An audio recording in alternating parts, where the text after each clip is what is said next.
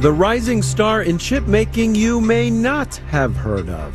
Marketplace Morning Report is supported by Bank of America, sponsor of the FIFA World Cup 2026, dedicated to offering solutions to help businesses meet their goals locally and globally. More at bankofamerica.com/gamechangers.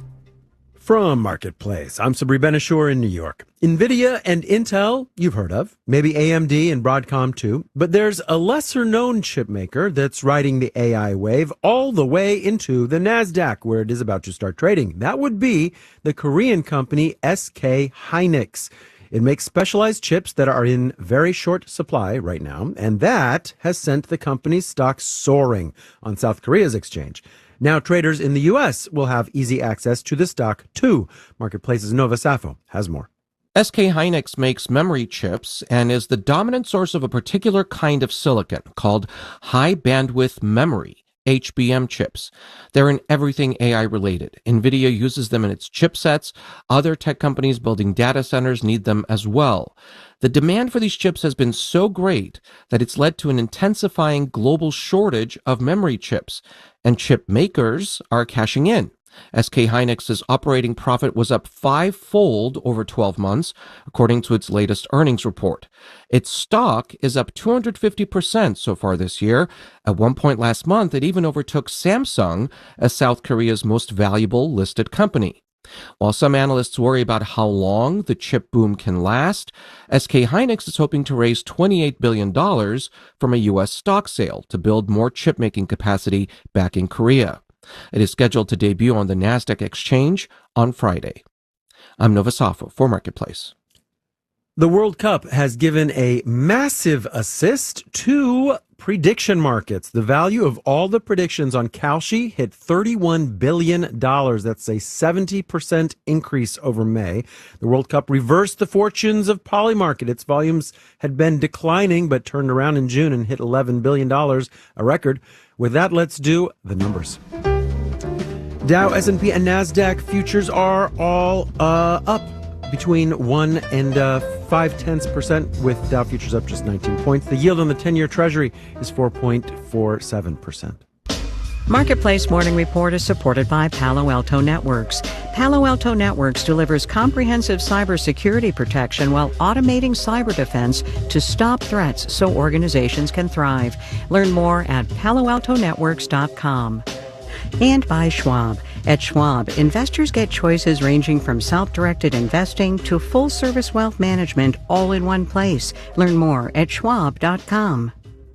This week, the leaders of NATO are meeting in Turkey for a summit. One of the biggest issues on the agenda, defense spending. The Trump administration and most U.S. administrations before it have long complained that Europe relies too heavily on the U.S. for its security, and they have pressed NATO allies to spend more on their own militaries.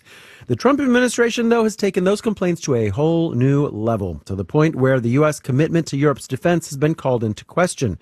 Some European countries have increased military spending and promised to strengthen their own defense capabilities, especially in areas that they had been leaning on the U.S. for. But how much has actually changed? Here to tell us more is Dr. Giuseppe Spatafora, a policy analyst at the EU Institute for Security Studies. Welcome. Thank you, Sabri. It's a pleasure to be here. So first off, when we talk about European defense spending, what are we talking about specifically? So usually what is refers to is to the pledge that member states make or allies make of NATO to spend a portion of their GDP on defense. So, and this has been the discussion at least since 2014, when NATO member states, NATO allies agreed to spend 2% of their GDP on defense. So again, it's 2% to fund their own armed forces, not to fund NATO. And since last year, the pledges increased to 5%. So, pledges are one thing. Has Europe actually changed the amount or proportion it actually spends on defense? Yes, I would say absolutely that. Europe as a whole has really increased its defense spending. Of course, there's been a lot of discussion of whether this is a result of the Trump administration's pressure, but I would say that this has been going on since much earlier, at least since the beginning of Russia's full-scale war of aggression against Ukraine.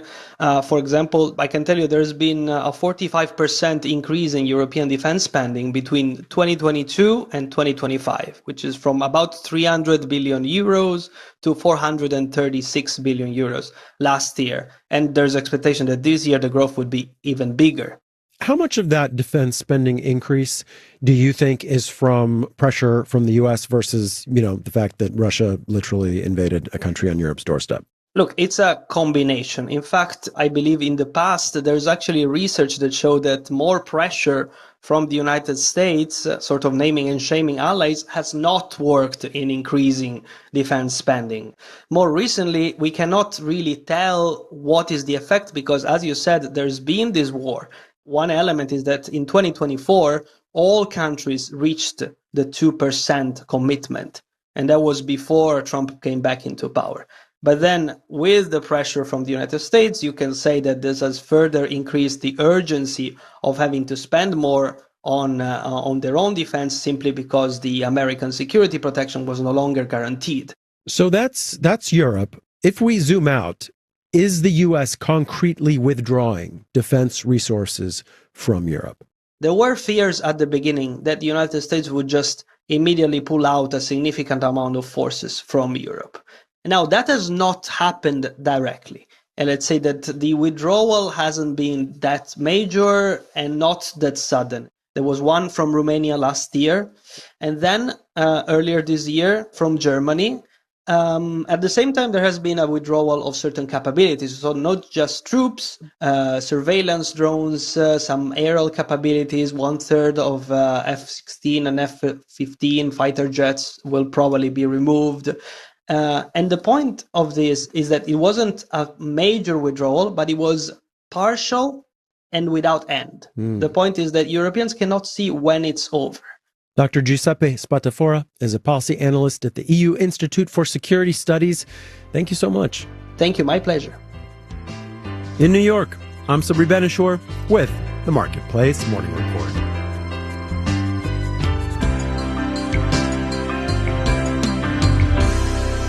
From APM, American Public Media.